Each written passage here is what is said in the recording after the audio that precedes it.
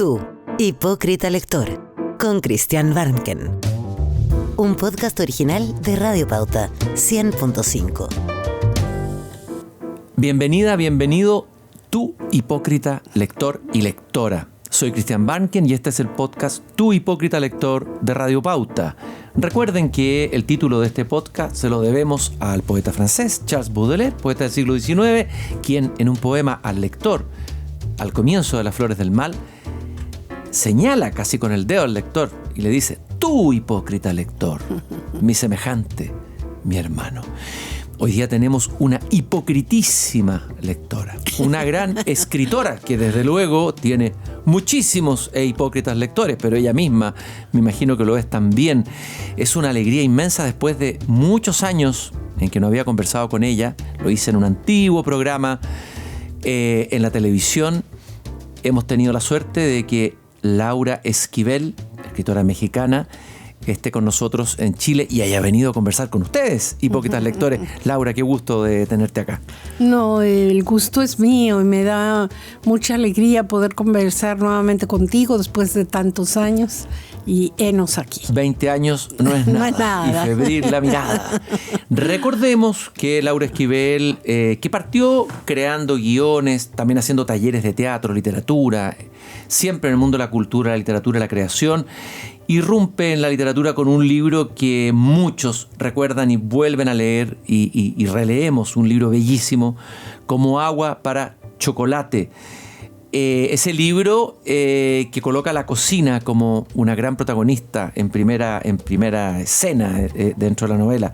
La ley del amor, esa es del año como 90 y tantos. 95. Del año 95.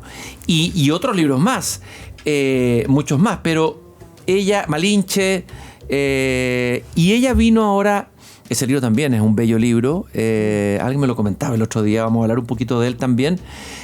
A presentar a Chile sus memorias, lo que yo vi. Quiero partir primero preguntándote, esto es como un confesionario, Laura, de lectora. A ver, entiendo que tú viviste en un barrio en México, en una calle que tenía el nombre de Amado Nervo, ¿no? Sí. Ya. Imagina. Ya. Sí. De Amado Nervo. ¿Y te interesó alguna vez? ¿Investigaste? ¿Te interesó la poesía de Amado Nervo? Claro que me interesó. Más grande, obviamente, de Claro. niña, ¿no? Era buena mi dirección y además luego fui entendiendo el sentido de qué bello es cuando se dan esos como coincidencias, sincrodestinos, como le quieras llamar, y dónde vas viviendo y la numerología del que te toca, el número tal.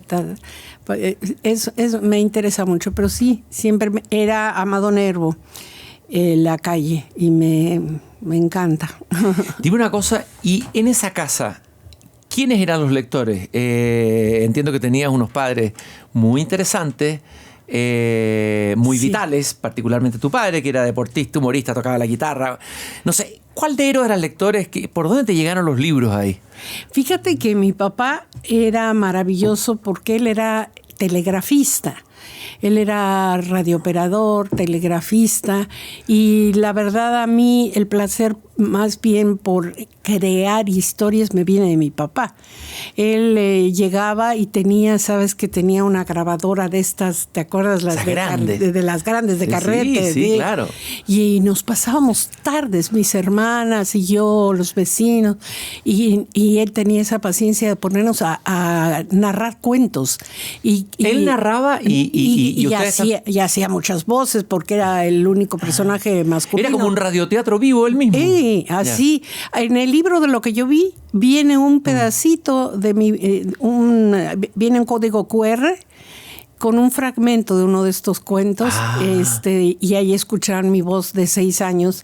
Qué impresionante. Sí, ser, sí. ¿No? Y ahí por el lado. Pero mi mamá, ella, fíjate que le encantaba, ella tenía, realmente yo provengo de una familia clase media baja, donde no teníamos biblioteca enorme, había los libros que uno podía acceder y ya. Y entonces yo leía lo que a mi mamá le gustaba. Ella le encantaba Agatha Christie, tenía todas sus novelas, me encantan, y a la fecha las novelas de misterio me encantan. Pero tenía las obras completas de Vicki Baum. ¿De la Vicki Baum? Sí, claro. Y yo me las leí todas. Bueno, interesante autora, ¿no? Me apasionaba. Quiero que te acuerdas de qué sensaciones de tienes. lo que más me acuerdo, cuando leí El ángel sin cabeza, yo decía, ¿pero qué? Yo creí que de niña, cuando lo leí, yo dije, bueno, esta mujer es mexicana. Ajá. No, era alemana. Claro, alemana, claro. Y entonces yo decía, ¿pero cómo se puede recrear o escribir así de un país en el donde no se ha vivido? Eso me empezaba a inquietar mucho. Luego también, sabes que siempre he querido, no he tenido tiempo, no sé si me va a dar tiempo, no sé si me va a dar la vida, pero creo que una de las series, ahora que están tan en boga, me encantaría hacer, ella tiene uno que se llama El bosque que llora. Qué lindo título, además. Qué evocador el título. El bosque que llora. Que llora, es sobre el caucho. Es toda la historia del caucho. Es un libro de este tamaño. Es un ladrillo así. Y empieza en Brasil.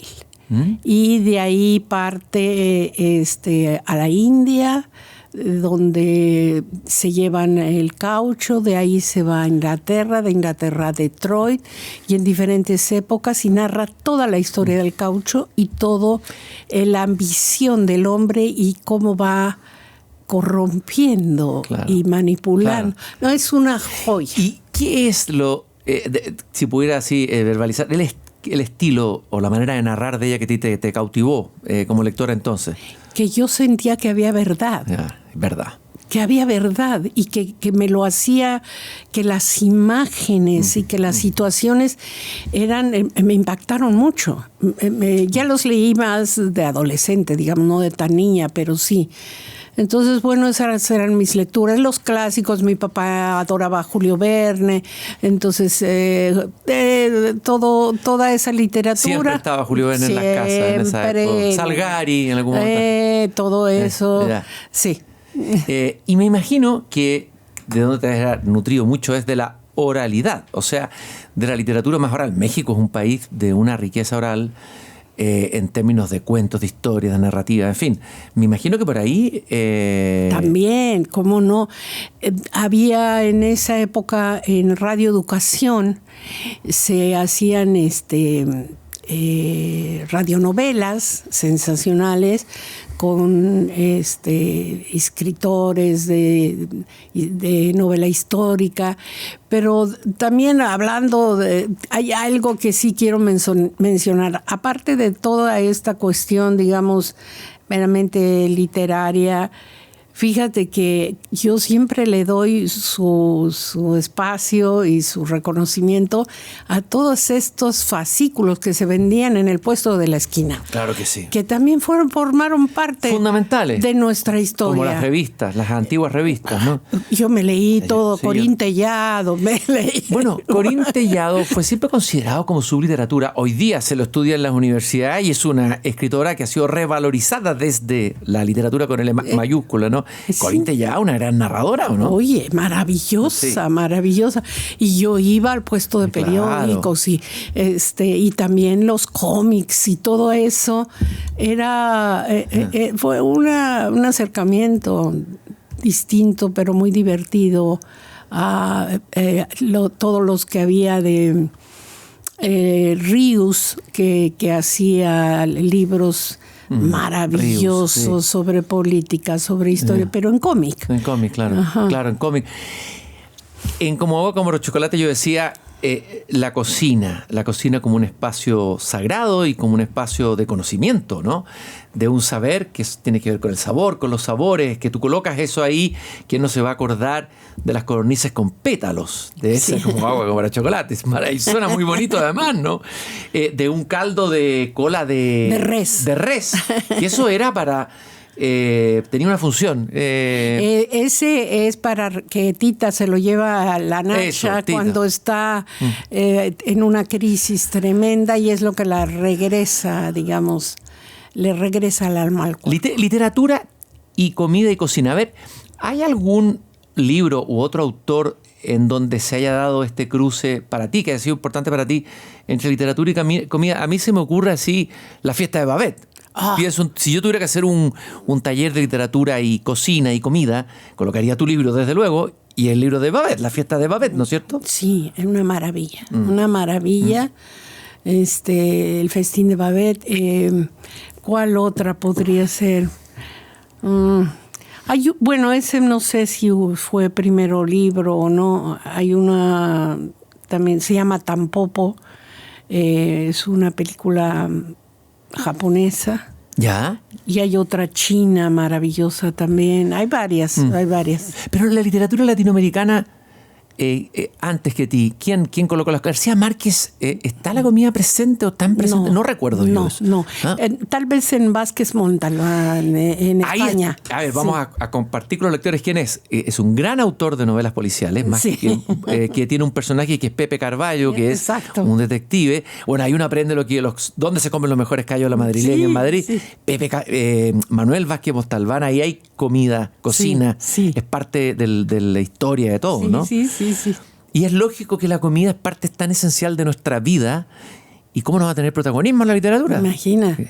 ¿Ah? Sí. Eso, como que no, la literatura seria no se ocupa de esas cosas. No existe, no abre la cocina. Exacto. La cocina está cerrada. Claro. Y las cocinas son fundamentales. Yo recorrí México, Puebla, por ejemplo, y entrar a los conventos y ver las cocinas de los conventos de Puebla es impresionante. Era el lugar más importante, ¿o no? Nuestra gran poetisa, Sor Juana Inés de la Cruz, que ya ves, ella decía que si Aristóteles hubiera guisado, mucho más hubiera escrito. Ella decía. y fíjate, tú estabas pensando que Nietzsche, en un capítulo de Ecce Homo, dice que la filosofía alemana es pesada porque la comida que comen los alemanes es pesada. Encuentro que está bien ir a dar cuenta de eso, ¿no? Claro. A ver, ¿qué te ha pasado a ti? Me imagino que te ha pasado muchas cosas, con Como agua para chocolate, con tus hipócritas lectores, con la gente que lo lee. Imagino que la cantidad de encuentros, de cosas que te han pasado. Yo he escuchado muchas historias acá de gente que te ha seguido, que te lee. Cuando dije voy a entrevistar a Laura Esquivel, salieron muchos por ahí. A ver, ¿qué te ha pasado con ese libro? ¿Cuál es la magia que le ocurre al escritor cuando un libro toma vida propia y va encontrándose con los hipócritas lectores? Bueno, fíjate que ha sido muy interesante ver qué pasa y qué ha ido pasando, sobre todo cómo ha ido perdurando en la memoria de las familias. Ahora que me presento en las ferias de libro y que voy, es muy fuerte para mí, muy conmovedor, porque mucha gente no resiste llorar al contarme, al darme libro, y me llevan libros desgastados. Me dice, este era el libro favorito de la abuela o de la mamá. Quiero que se lo dedique a ella, que ya murió. Qué impresionante, qué hermoso eso. Y se me ponen a llorar. Entonces eso realmente ha sido muy bello. También ahora el fenómeno que me ha tocado presenciar es el de jóvenes que la han descubierto, jóvenes que no habían nacido cuando yo la escribí y que ahora la descubren. Y bueno, ahora con el fenómeno de los tatuajes, tengo varios que se tatúan frases de la novela. Wow, imagínate, Cristian. Impresionante. Entonces, sí me gustaría comentarte que independientemente del impacto que haya tenido en diferentes ámbitos, hay una cuestión recurrente que me dicen en la Patagonia o en Finlandia o en Japón, la gente que se acerca y me dice, usted no tiene idea cómo me acordé de la cocina de mi abuela. Claro. Es eso. Te vas directo. Y qué importante para una nueva generación recuperar eso en un momento donde se ha ido perdiendo ese mundo de oficios, de saberes antiguos, ¿no es cierto? Y todo es obsolescencia programada, las cosas desaparecen, los refrigeradores no duran como duraban antes, los antiguos refrigeradores de las abuelas, ¿no es cierto?, que eran eternos. Las cosas se compran en el supermercado hechas los platos a veces hechos, ahí se pierde. O sea, recuperar eso a través de tu libro debe ser algo muy potente. Muy potente. Y fíjate que sí, qué bueno que lo mencionas, porque en la más reciente de mis trabajos, de lo que yo vi, allí yo menciono precisamente eso. Son memorias, pero son memorias colectivas. Y yo a través de esas memorias colectivas de lo que yo vi, sí hago una especie de reflexión. Son mis reflexiones sobre cómo nos fuimos equivocando, tomamos el camino equivocado. ¿Cuáles fueron los principales errores, crees tú, que cometimos como colectividad? Como colectividad. Precisamente creer que el bienestar nos lo iba a proporcionar el progreso, el mundo material, el desarrollo económico. Era importante a la fecha. Los índices de la bolsa, claro, los índices macroeconómicos. Eso, tú volteas a ver a la gente y ve qué está comiendo. Antes, todo esto se va narrando en lo que yo vi.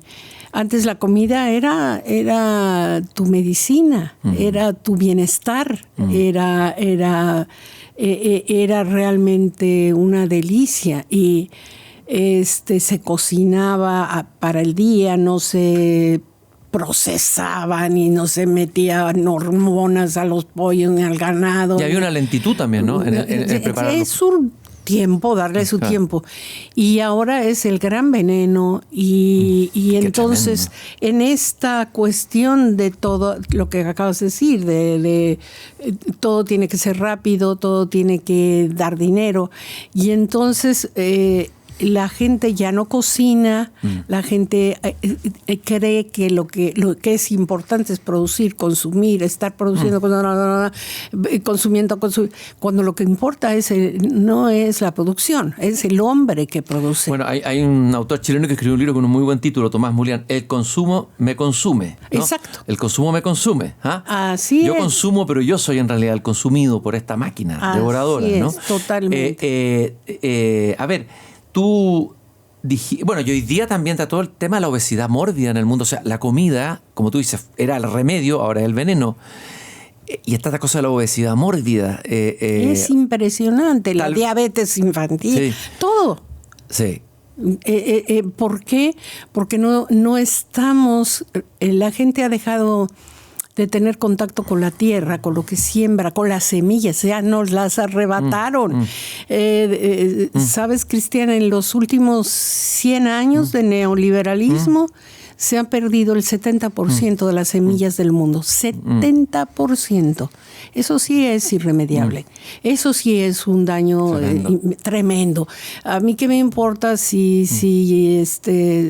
ya no se producen tantos automóviles que están contaminando, devastando, si ya no se va a haber esta búsqueda absurda, irracional, esta depredación a través de un modelo que es suicida y depredadores de lo más Por eso, lamentable. quienes nos están escuchando tienen que leer, si no lo han leído, y releer, porque releer es otra cosa, releer y disfrutar y gozar de este libro que es de amor, que es de comida, con cornices con pétalos y caldo de cola de res, ¿no es así? Luego escribe, como dije, La ley del amor. Tú dijiste a propósito del amor, por ahí te leí, de que la literatura, antes que nada, es un acto de amor. Sí, y es como cocinar. Cuando tú, claro, lógico. Es cuando tú de dos cosas separadas haces una. Y que yo siempre digo, así como al ingerir un alimento te va a alterar química y mente, física y químicamente, lo que tú lees también te altera, permanece en tu memoria, permanece, y es tan importante lo que guardamos en la memoria, lo que leemos, lo que estamos viendo. La gente lamentablemente ya no lee como antes. No. Leen los mensajes en el WhatsApp o en el... Hay mucha distracción, mucha fragmentación. En el fondo uno se alimenta, es una forma, la literatura, quiero decir, nos alimenta. Sí. Y escribir tiene que ver con cocinar, a ver, el proceso de escritura. Claro, para mí incluso, fíjate que es como mi contrapunto. A veces cuando estoy escribiendo y no avanzo, estoy atorada, ¿verdad? Me voy a la cocina. Ya. Y ahí fluyes. Fluyo en los caldos, en los hervores, en los olores. ¡Qué maravilla! Ya. ¡Qué maravilla! Qué ganas de tener a Laura Esquivel preparándote un maravilloso plato en algún lugar. ¿Cuál plato o qué sabor o qué olor es estimulante para ti para la escritura? Uno ha leído en la historia de los escritores que, por ejemplo, decía, creo que Chile, que necesitaba el olor de una manzana podrida para escribir. En fin, cada escritor tiene sus propias mañas. ¿Qué para ti? ¿Cuáles son? No, a mí, ¿sabes qué olores me encantan? La albahaca. La albahaca. La albahaca. Me vuelve loca el jengibre, la albahaca, el cilantro. Hay muchos. En Chile hay un dicho que dice, es bueno el cilantro, pero no tanto. Sí, la sabiduría popular, sí. Hay gente que no le gusta mucho el cilantro. A mí me fascina. O sea, tanto. En tu caso es harto cilantro. Harto cilantro en la cocina, ¿no? Sí. Bueno, sigamos avanzando en ti como lectora. Vimos los libros que estaban en tu casa, los que te tocaron. ¿Cuál recuerdas tú que sea un libro que hayas abierto, que hayas comenzado a leer y que después de cerrarlo tú ya habías cambiado? O sea, algo te había pasado. O, no sé, decidiste ser escritora o te produjo una epifanía importante. ¿Qué libro recuerdas así entrañable de los libros que leíste cuando joven? Mira, te voy a hacer... a ti sí me nace, es la primera vez que lo voy a mencionar esto en público. ¡Qué honor, qué bonito! Sí. Atentos, hipócritas lectores, escuchen bien. Nunca, me han preguntado muchas veces si uno dice tal y cual, porque no es políticamente correcto hablar de esos cambios profundos espirituales que uno pueda recibir, obtener a través de un libro. Pero sí hay un libro que definitivamente cambió y sigue cambiando mi vida. Y te digo, nunca lo he mencionado, hasta tengo así como el pudor de lo digo, no lo digo. Es un libro que se llama El Curso de Milagros. Sí, lo he escuchado. ¿Lo has escuchado? Sí, lo he escuchado, me lo ha comentado, mucha gente me lo ha comentado. ¡Qué maravilla! Sí. No, para mí realmente... Háblanos quién es la autora, cuéntanos un poco de ese libro. Helen Schucman es muy interesante porque el curso se escribió en los 70s por una pareja de psiquiatras en la Universidad de Columbia en Estados Unidos. Yeah. Y ella, brevemente te hago la historia, ella empieza a escuchar, ella siendo psiquiatra de origen judío pero atea, empieza a escuchar una voz y entonces ella sentía el impulso de escribir lo que estaba escuchando. Entonces va con su jefe y le dice, oiga, creo que me estoy volviendo loca, o sea, estoy escuchando una voz y me veo, me invita a escribir estos mensajes. Y suficientemente inteligente, el jefe del departamento de psiquiatría le dijo, tráeme lo que ¿lo has escrito? Sí, tráemelo, lo quiero ver. Se lo lleva. Y entonces él se maravilla y dijo, no, yo quiero, dice, sigue escribiendo y yo te voy a ayudar a transcribirlo. Y entre los dos hacen equipo y entonces ninguno de los dos asume la autoría porque saben que han sido receptores, claro, de como canalizadores. Exacto, de un mensaje. Que canalizaron. ¿Y qué es lo que uno encuentra en ese libro? ¿Cuáles son los milagros que uno encuentra en ese libro? Es una joya. Mira, se supone que la voz que ella escucha, aquí es donde se empieza a poner interesante porque entra uno en un campo que no debería de... Pero eso es lo interesante. Ahí hay que entrar. Laura, tú sabes. Bueno, se supone que esta voz es la voz de Cristo que viene a corregir los errores y malinterpretaciones de su mensaje. Para empezar, él dice, yo no vine a pagar los pecados de nadie, porque el pecado no existe. Wow. Entonces, esa afirmación es fuerte. Imagínate. Entonces, y en México, un país bien católico, ¿no? Muy católico. Claro. Entonces, más bien, el curso de milagros, la corrección, ¿qué es el milagro? La corrección mental que tú haces para, en lugar de percibir el error, la equivocación o lo que llamamos pecado, percibir el amor. Ese es el milagro. Cuando tú ya no dejas, cuando tú ves la realidad.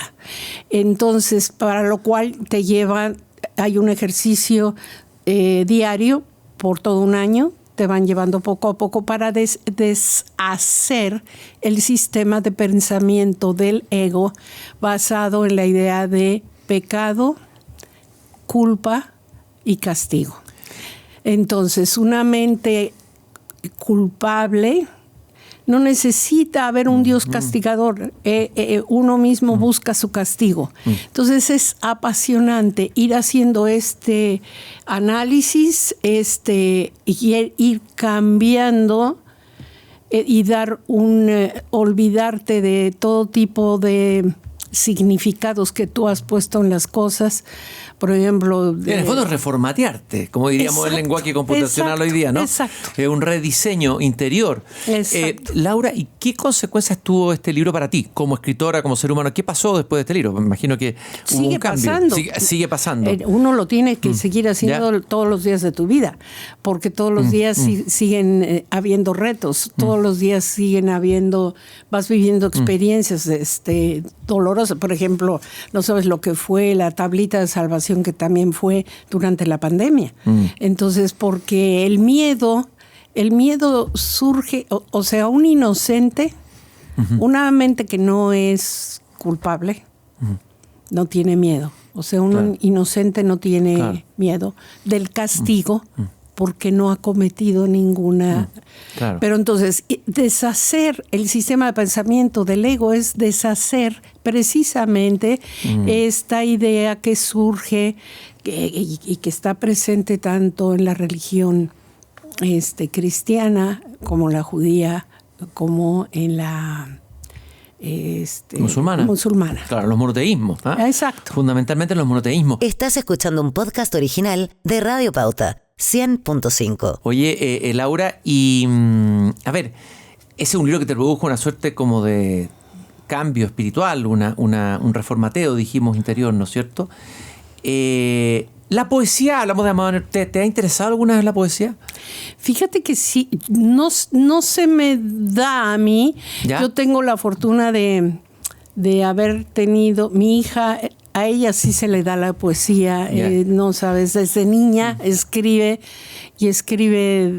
pero no ha querido publicar, no ha querido mostrar, pues una poeta impresionante. Ya, ¿y algún poeta o algún poema o algo que...? Bueno, fíjate que los poetas los quiero, los respeto, pero los que a mí la gente de pronto no le da el crédito ni la categoría de grandes poetas, por ejemplo, para mí los son Serrat. Sí, claro. Sabina. Las canciones de Serrat y de Sabina. Ellos son cantautores, son trovadores en el fondo, ¿no? Pero sus canciones son unos poemas, algunas de ellas maravillosas. Sí, absolutamente. Y de hecho la poesía en un comienzo estaba unida con la música. Después se separó de la música. ¿No es cierto? Y ahí perdió mucho. Perdió bastante porque... estaba ligada precisamente, ese es el contacto, el origen. Y en narrativa, ¿cuáles han sido tus maestros en el sentido de libros, autores que te hayan ayudado a ti a ser la escritora que eres, que te hayan marcado en algún punto? ¿Cuáles son los narradores, tus narradores favoritos personales, tus maestros? Bueno, tenemos aquí en Latinoamérica, qué cantidad de maestros gigantes, ¿no? Todo el boom, bueno, y que hablo aquí en Chile, que aquí tiene una tierra de poetas, de escritores. Aquí tenemos los poetas gigantes, tutelares, poetas tutelares, pero los tuyos, ¿cuáles son? Los míos son todos los latinoamericanos, y de pronto... Hay libros que me han llegado que me conectaron mucho y que tienen que ver tal vez mucho con la sensualidad. Por ejemplo, el del perfume, no sabes cómo lo disfruté. Maravilloso. Maravilloso, Sí. de Susskind. De Susskind. El perfume. Claro. Es uno de esos. Bueno, Humberto Eco también me enloquece. El nombre de la rosa. El nombre de la rosa. El péndulo también me encantó. Hay una escritora, Amy Tan, de origen chino. ¿Ya? Ella es la que escribió una novela que se llama El Club de la Buena Estrella. No sé si lo No lo he leído. A ver, cuéntanos un poquito de ella. A ver, me interesa. Ella es hija de inmigrantes chinos en San Francisco. Y entonces la mamá se juntaba con sus amigas que habían llegado junto con ella a jugar mahjong. Y siempre, y ella tuvo muchos problemas con la mamá.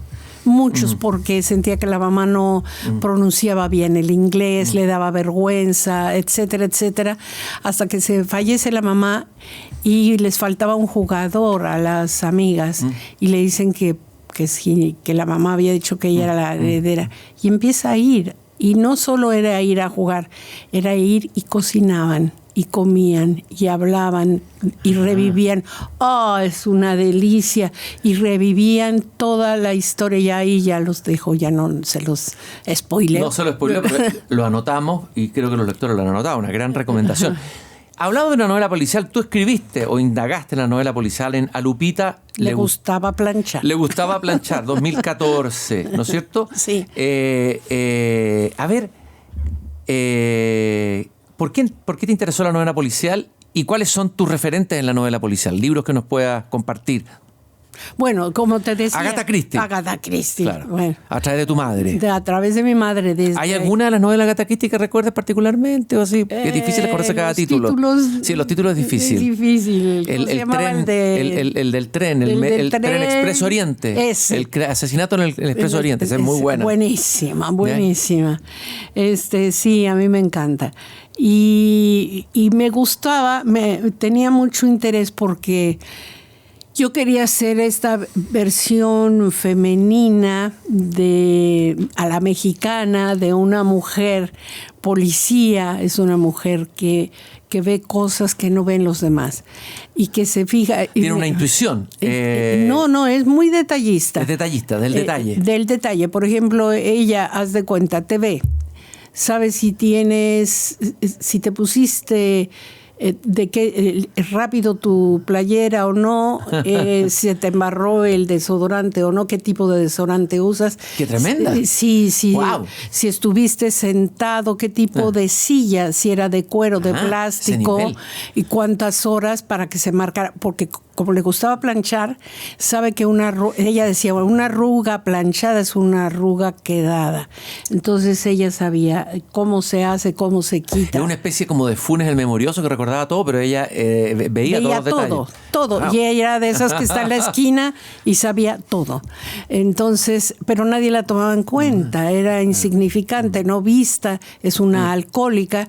Y durante la novela la vamos a ver caer durante la investigación de un crimen, pero luego salir. Eso es muy bello, la forma en que ella sale del alcoholismo, es a través de una comunidad indígena, y es una novela que también la quiero mucho porque creo que en nuestros países desafortunadamente habemos muchos que somos hijos, nietos, bisnietos de personas alcohólicas. Claro, y ese es un drama tremendo. Bueno, hay novelas de alcohólicos también tremendas. Bajo el volcán. Sucede en México. Es feroz esa, ¿no? Sí. Devastado por el alcohol. Malcolm Lowry. A ver, pero yo te preguntaba, Agatha Christie, una novelista, ¿algún otro novelista policial o alguna otra novela policial que te haya... Sabes que ahorita hay un escritor, yo siempre se me olvida, se llama Juan Gabriel, colombiano, Juan Gabriel. Ay, Dios mío. Ya no importa. Bueno, él escribió un libro que se llama El ruido que hacen los cuerpos al caer. Qué buen título. Maravilloso. Bueno, y en México tenemos a Paco Ignacio Taibo. Sí, desde luego. Desde luego. Todas sus novelas son una maravilla, unos clásicos. ¿Cuál es el arte de ese autor que tocaba de citar? ¿Qué es lo que le rescataría del como escritor de policía? Me encanta su personaje, su detective Vázquez, Velasco Arán. Es un personaje conectado con la cultura popular, es un personaje maravilloso, todo el origen, toda la forma de investigar, de su pasión, su inteligencia, me gusta mucho. Y también su relación, porque siempre por ahí tiene sus gustos culinarios que son muy rescatables. Sí. Y tú te fijas en eso inmediatamente. Sí, en lo que quiere comer el personaje. Sí, ¿dónde en va? La calle come, la de la esquina. ¿Cuál es el plato, la esquina, etcétera? Bueno, y llegamos, estamos saltando varios libros, pero llegamos al libro que tú viniste a presentar acá en Chile, tus memorias, Lo que yo vi. Ya, escogiste el sentido de la visión. Este es un libro que entiendo que surgió en pandemia o tuvo que ver con la pandemia. Sí. Y entiendo que surgió en una plataforma que nos va a contar un poco cómo surgió, que es interesante. Cuéntanos primero eso, cómo surgió, y luego te voy a preguntar lo de la visión y lo del título. Claro. La verdad, sabes que cuando la pandemia, yo acababa de terminar la tercera parte de la trilogía de Como agua para el chocolate, porque ahora es una trilogía. El libro que sigue después de Como agua para el chocolate se llama El diario de Tita, y después viene Mi negro pasado. Ese libro de Mi negro pasado ya había salido en el 19, se había presentado, pero yo lo había escrito, lleva música, y yo había puesto un playlist para que no me pasara lo que me pasó con La ley del amor, que bueno, luego hacemos paréntesis y vemos de qué se trataba. Pero bueno, aquí dije, bueno, pongo el playlist y ya, se acabó, ahí está la música. Pero a la hora de empezar a comercializarlo, los editores no querían publicarlo porque era muy complicado, había muchos autores ya muertos, entonces me dijeron, no la vamos a publicar. Y le dije, a ver, porque lleva música, quite la música. No le voy a quitar la música. Le digo, y si la música es mía, si yo produzco el disco, dijo, va. Dije, ya lo hice en La ley del amor, dije, lo vuelvo a hacer. Pagué los derechos de interpretación, adaptación, músicos, estudio, y se iba a presentar ya finalmente la edición con el disco a principios del 20. Y entonces estábamos listos, el disco estaba todo listo en febrero y se declara la pandemia. Qué tremendo. Todo se detiene. Claro. Incluso te acuerdas que cerraron las librerías, sí, claro, los editores se apanicaron, no querían comprar nada, contratar nada, y entonces entro en un pasmo. Y yo decía, bueno, y ahora, entonces me hablaron de esta plataforma que es sensacional porque tú apoyabas, sobre todo le sirvió mucho a poetas, a músicos, por ejemplo, que también les fue tremendo. Entonces tú depositabas al mes, el Patreon es a través de un patronazgo, tú pagas una parte cada mensual y para sostener a tal artista o no. Entonces dije, bueno, pues sería, voy a intentar ir ahí. En mi caso, en Estados Unidos funciona de maravilla. Porque el mecenazgo tiene una tradición. Ahí. De Estados Unidos, claro. En México llegué a tener, yo creo que 40, fue mucho. Y aquí no te digo. Y aquí en Chile no te digo. Entonces, pero el ejercicio, lo importante fue el ejercicio. Entonces, claro, el compromiso era bellísimo. El compromiso fue de un intercambio muy bello entre esos que sí entraron. Y entonces yo subía un capítulo cada mes y yo lo narraba también en español y en inglés. Lo narraba Yareli Arismendi, una maravillosa actriz que sale en la película, por cierto. Subía un video con lenguaje de señas y todo entraba cada mes. Y entonces esto de pronto, cuando ya doy por terminado el proyecto en Patreon, me doy cuenta que era un material muy para un libro. Para un libro. Lo propuse y les encantó. Entonces, sí, por eso viene con los códigos QR, hay muchas fotos personales, hay mucha música, video, recuerdos. A ti te gusta llegar por todos los sentidos al lector. Es que creo que así es la vida. Lógico. No puedes separar, no puedes aislar. A mí me gusta. Por eso La Ley del Amor fue mi segunda novela, que era la primera multimedia. Claro. Que venía con cómic, venía con CD. Bueno, entonces ahora aquí en este también está eso. Claro que mis editores luego se resisten, claro. me odian, Claro. porque ahora ya entiendo que por ejemplo, con La Ley del Amor, no, que incluso no me la querían publicar, que porque los libros no llevaban música. Le dije, pero es que sí. Uh-huh. Bueno, el caso es que al correr de los años ya hay gente que no tiene el aparatito para el CD. Claro. Entonces ahora lo que hicimos, le anuncio a la gente que le está pasando eso, lo pueden encontrar en Spotify o en SoundCloud. Ahí está el disco de La Ley del Amor para que lo busquen. Fuiste una pionera en esto. Hoy día se usa harto lo del disco, la música en revista, de repente viene el código para escuchar, pero tú fuiste una pionera. Yo dije lo que yo vi, porque por ahí digo lo que yo viví, lo que yo sentí, pero lo que yo vi. ¿Por qué ese título? Fíjate que bueno, dice el Talmud, dice que uno nunca ve el mundo como es, sino como uno es. ¿Y quién es uno? Lo que ha visto. Tú te haces una idea del mundo dependiendo de lo que ves, de lo que escuches, de lo que comes, obviamente también. Pero entonces esa es la premisa que me llevó a hablar de... Yo no quería hablar de mis memorias personales, individuales, desconectadas de un contexto, que es lo que hace generalmente un modelo económico. Cada día es separar, desconectarte. No, es de toda una comunidad que vivimos lo mismo. Y entonces de ahí sale lo que yo viví en este universo que fue mi barrio, en este universo donde todo mundo nos conocíamos, donde en las tardes yo cruzaba la calle, estaba la panadería, iba por el pan, en la esquina estaba la farmacia, en la vuelta estaba el carnicero. Lo perdimos. Por un diseño. Lo perdimos. Por un diseño equivocado, tomamos un camino equivocado. La pérdida de la comunidad es una de las pérdidas más grandes. Grandes. Y la salida a esta crisis que estamos viviendo va a ser a través de la comunidad. Estoy convencida. Laura, estoy con Laura Esquivel conversando aquí en Tu Hipócrita Lector. Bueno, entre las cosas que viste, a propósito, ya lo has comentado en otra entrevista, pero acá no, probablemente la gente que nos escucha no lo ha escuchado. Tú viste el atentado a las Torres Gemelas, fuiste testigo, pero testigo presencial. Presencial. ¿Estabas ahí? Ahí. En ese momento yo tenía un departamento en Nueva York. Yo iba y venía. Y fíjate, curiosamente, esa semana...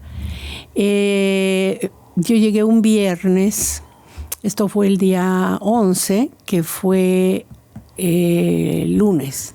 Yo llegué desde el viernes para aprovechar el fin de semana, ir a museos, Mi hija la habían invitado a un festival de cortometraje, llevaba un corto de ella, al festival que se estrenaba el 11 de septiembre a las 6 de la tarde.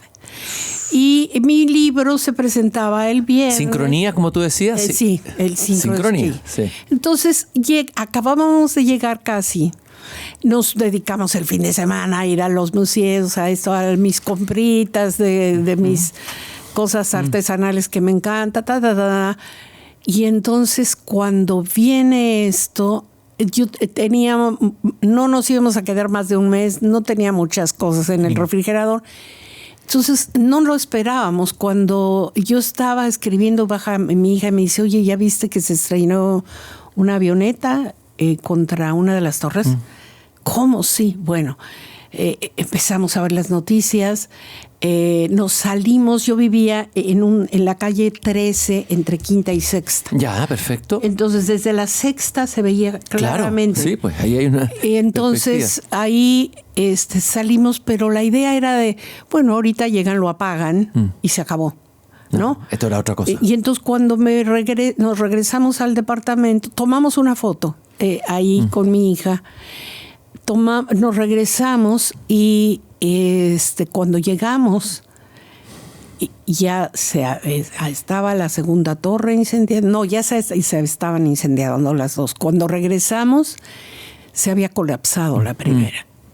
Y entonces ahí se anuncian que ya se había cerrado los túneles, los accesos, el metro, los puentes, todo.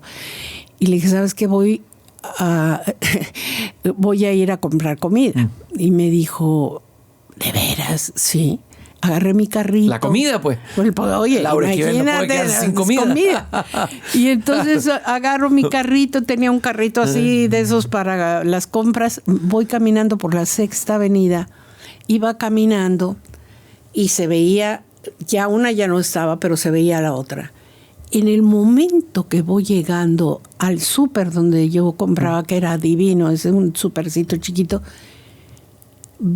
empiezo a oír los gritos, tenía un árbol yo aquí que me obstruía la visión, me hago así del lado del árbol y veo cuando se desploma. ¡Qué impresionante!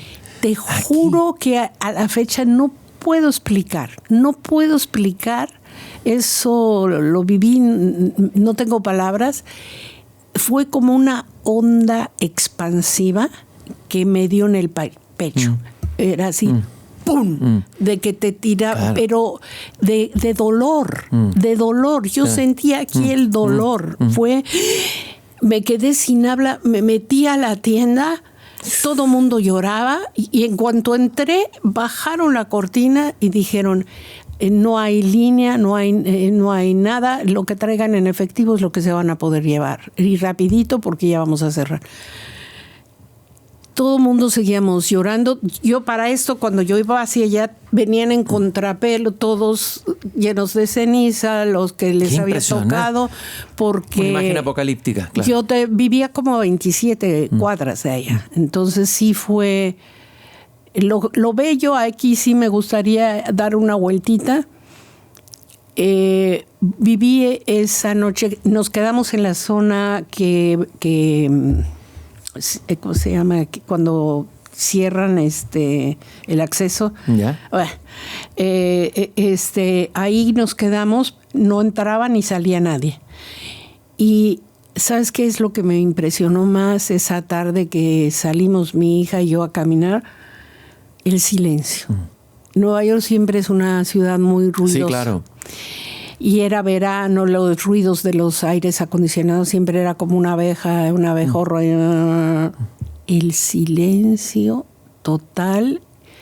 Y fue una experiencia para mí muy, muy impresionante porque la gente desde el primer momento empezó a hablar de paz. Hablaban y cada esquina se convirtió en un altar. Y había flores y velas y yo vivía a 3 cuadras de Washington Square y ahí nos reunimos en la noche a cantar. Hubo círculo de oración alrededor de la fuente.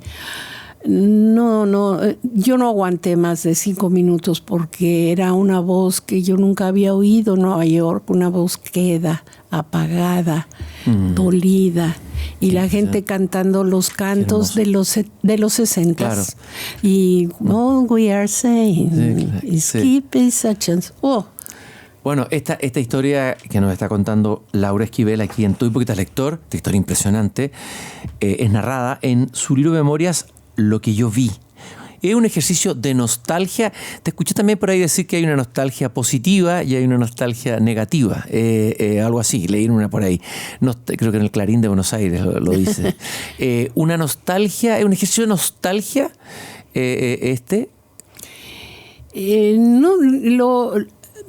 Mira, lo narré, entra aquí no por la nostalgia, sino por hablar de cómo se ha ido o cómo nos fueron metiendo miedos espantosos para ejercer un control absoluto.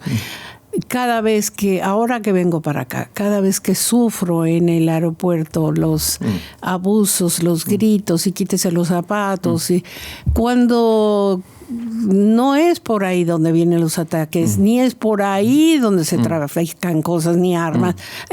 Eso no lo están impidiendo, es nada más mantener a la población en un estado constante de miedo, de temor. ¿Algún libro de memorias o algún autor de memoria, o un libro de memoria que te haya impresionado a ti, tú como lectora ahora, como hipócrita lectora? Dígame rápido. No, pero sí, bueno, obviamente el diario de Ana Frank. Desde luego. Que es increíble, y han aparecido nuevos fragmentos que no los habían colocado en las primeras ediciones, que muestran más la intimidad de ella, de esa adolescente que está creciendo en ese momento tan difícil, ¿no? Y Laura, ¿en qué proyecto escritural estás tú ahora? ¿Estás en tu cocina literaria? ¿Qué estás empezando a cocinar? ¿Qué quieres preparar? Igual aquí contigo, esto tampoco lo he hablado con nadie, pero sí creo que es que contigo siente uno esa confianza. Cuidado. Ajá. Te vamos a cuidar aquí, obviamente. Yo sé. Con todo el cariño y admiración que te tenemos. Y Laura. sé que tus escuchas son gentes también de mis hipócritas lectores. Sí. Tus hipócritas lectores, ya. Sí, fíjate que yo creí que la trilogía iba a terminar así, con mi negro pasado. Pero creo que así como hice un libro objeto del diario Tita, que viene fotos, que está hecho a mano, etcétera, etcétera, que es una edición facsimilar, obviamente. Hay un libro que sí creo que es pertinente hacer, y estoy apenas en todo el proceso y el diseño, que sería el diario de la que es la nieta, digamos, de la familia de la Garza, de Rosaura y Pedro, la nieta, que es la narradora de Como agua para el chocolate. Claro, ella es la narradora. Ella es la heredera del libro. Ella entonces, ¿cómo lo ves tú? Ella va a ser su diario porque ella estudió, es un personajazo, ella estudió, Tita se encarga de que las generaciones que siguen tengan un balance entre razón y emoción, y ella es la primera mujer que estudia química en el estado, tiene la herencia de John Brown, también es nieta de John Brown, entonces es nieta de John Brown, tiene toda la cuestión académica, pero tiene toda la tradición ancestral de las Kikapús, de las herederas, de las titas, y va a escribir un manual de las hierbas, de las plantas, de las semillas, de los remedios, que eso no viene, que estaba pendiente, y que creo que es lo que tenemos que estar haciendo colectivamente, comunitariamente en nuestros países, porque ese es el camino de salida, creo yo. Aquí en Chile hay una gran riqueza en términos de hierba. El pueblo mapuche tiene una sabiduría ancestral increíble de hierba. Gabriela Mistral hablaba mucho de eso. Ella decía, yo soy huertera. Claro. Habla de la salvia, de la menta. Bueno, en fin. Un último secreto. Nos has hecho tantos regalos, Laura. Primero estar acá con nosotros.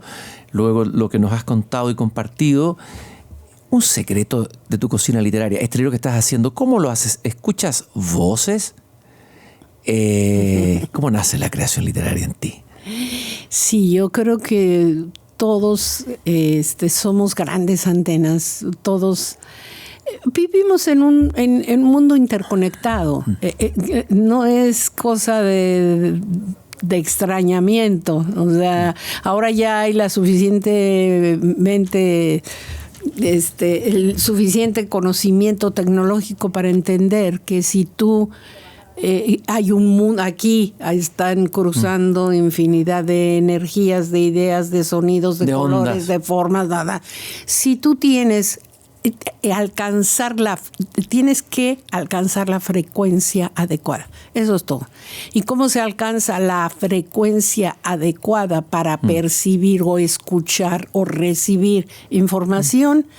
Elevándola. Yo siempre medito, tengo mis rituales matutinos de qué vibro, tengo mis bowls, tengo la meditación, tengo los inciensos, tengo las hierbas, uno se prepara y cuando estás preparado te vas a escribir. Laura, muchas gracias por revelarnos tu secreto de cocinería, de sacerdotisa de la escritura, etcétera, etcétera.